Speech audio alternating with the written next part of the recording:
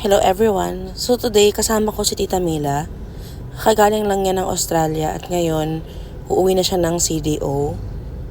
Ayan, balik dito kami sa Sunshine kasi naghahanap daw siya ng kanyang Carsones. Ayan, pinilian pa nga ako ni Tita kahit hindi ako nanghihingi. Kaya naman. Ayan si Tita talagang sobrang dedicated sa kanyang paghahanap ng Carsones. Unfortunately, parang mga new arrival pa yung mga ukay-ukay ngayon sa Sunshine. Kaya ayan, 180 pa siya. Kaya ito na. Ito na, nakita ko na. Kung natututunan ngayon kay Tita, talagang mayroon pang hangyo sa ukay. Talagang kailangan mo lang galingan. Ayan, pababa na nga kami. Bale kasi mag-grocery pa kami ni Tita dahil birthday niya nga today, nasaktuhan.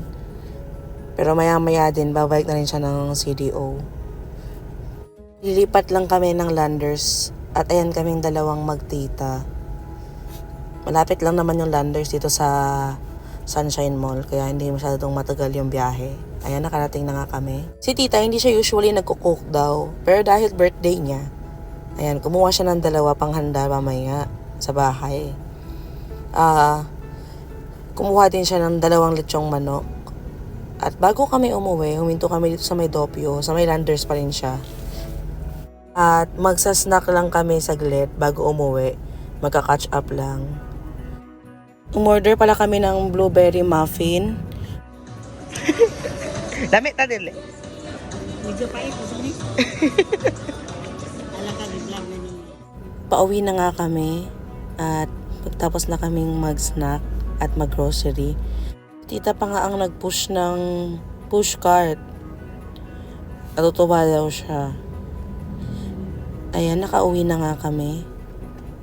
Si Tita nagbigay siya nung pinili niyang damit ng bata kay JJ. Thank you po, Tita. Ayan, nagsiset up na rin ako para sa birthday ni Tita Mila. Yan yung cake na binili namin kanina. Si Mami nagluto rin ng panaset. Ayan na si Tita Mila, ang ating celebrant. Go! Happy birthday to you! Happy birthday to you! Happy birthday! Happy birthday! Happy birthday to you! Happy birthday, Tita Mila! God bless! Make a wish! Yay! Tagay na daw, tagay na! Wala, busy man. Ayan na nga ang batang iyakin. Nag-picture taking din kaming mga nag-celebrate ng birthday ni Tita Mila. Ayan, may iyakin talaga dyan. Paalis na nga si Tita Mila, pero bago yun dumaan lang siya kila Papa. At ayan, dito na kami sa Terminal 2. Nalimutan ni Tita yung kanyang bonnet, kaya hinatid ko. Ayan, bye-bye Tita, see you soon.